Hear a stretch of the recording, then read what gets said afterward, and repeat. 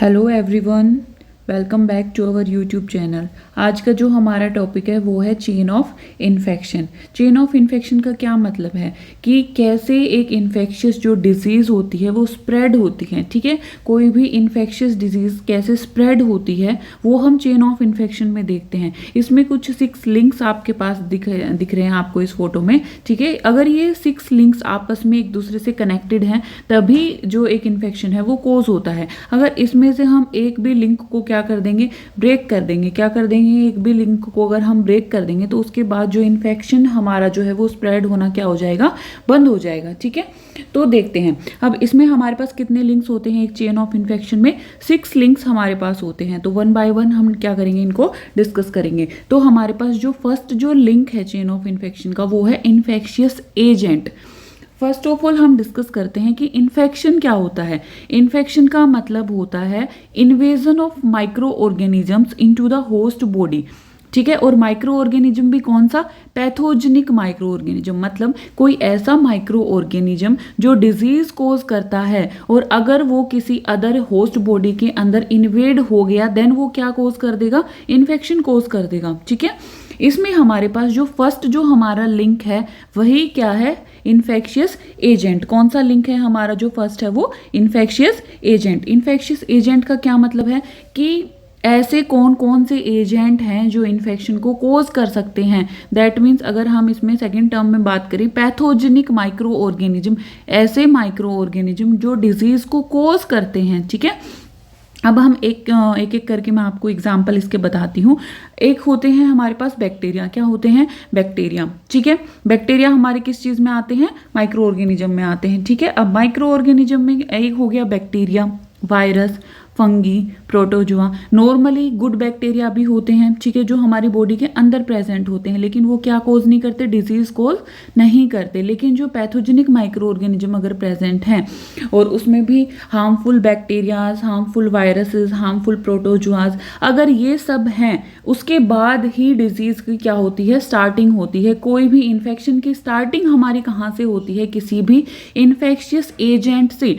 ऐसा कोई एजेंट जो क्या कोज कर सकता है, डिजीज को कोज कर सकता है, वो हमारा क्या होता है, इन्फेक्शियस एजेंट। उसका एग्जाम्पल आप लोग देख चुके हो, बैक्टीरिया, वायरस, फंगी, प्रोटोजोआ, ये सब। ठीक है, तो इसमें अगर हम बात करें ये हमारा हो गया इन्फेक्शियस एजेंट। ठीक है, नेक्स्ट वन है हमारा रिजर्वोयर। क्या है, रिजर्वोयर। रिजर्वोयर का क्या मतलब होता है, देखो सबसे पहले हमारे पास कोई भी बैक्टीरिया, वायरस, फंगी, प्रोटोजोआ थे जो डिजीज को कोज कर सकते थे। अब उन सब चीज़ों को भी सरवाइव करने के लिए एक ऐसी प्लेस की नीड होती है जहाँ पे बैक्टीरिया, वायरस क्या करते हैं, अपनी ग्रोथ करते हैं। उसी पर्टिकुलर प्लेस को हम क्या बोलते हैं, रिजर्वोयर बोलते हैं। ठीक है, ये एक नेचुरल हैबिटाट होता है जहाँ पे हमारे जो पैथोजेंस होते हैं या जो हार्मफुल माइक्रो ऑर्गेनिजम्स होते हैं वो क्या करते हैं, यहाँ पे ग्रोथ करते हैं। ठीक है, और क्या करते हैं, आगे अपनी स्प्रेड को इंक्रीज करने की ट्राई करते हैं। ठीक है, तो ये एक प्लेस होती है जहाँ पे हमारे क्या करते हैं, बैक्टीरियाज वगैरह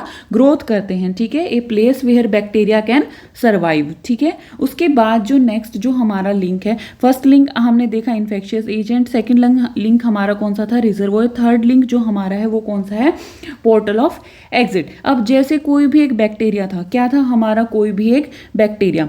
ठीक है, ये हमारा कोई बैक्टीरिया था। ठीक है, इस बैक्टीरिया ने क्या किया, इसको एक जगह मिल गई अच्छी सी रहने के लिए, मतलब एक ह्यूमन बॉडी इसने चूज करी कि मैं एक ह्यूमन बॉडी के अंदर सर्वाइव करूंगा या अपने आप को मल्टीप्लाई करूंगा। ठीक है, अब इसने एक ह्यूमन बॉडी के अंदर क्या कर लिया, अपना मल्टीप्लीकेशन कर लिया। मल्टीप्लीकेशन करने के बाद अब उस ह्यूमन बॉडी से बाहर निकलेगा तभी तो वो दूसरों को क्या कर दे सकता है, इन्फेक्शन दे सकता है।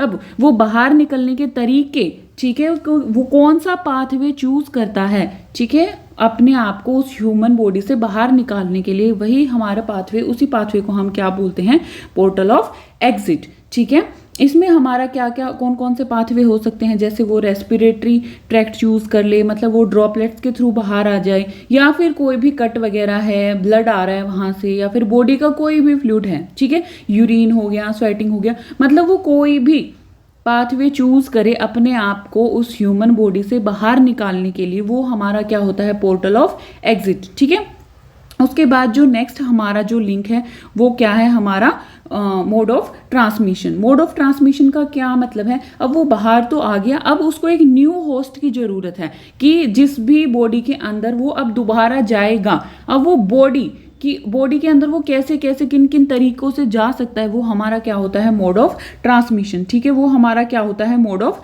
ट्रांसमिशन।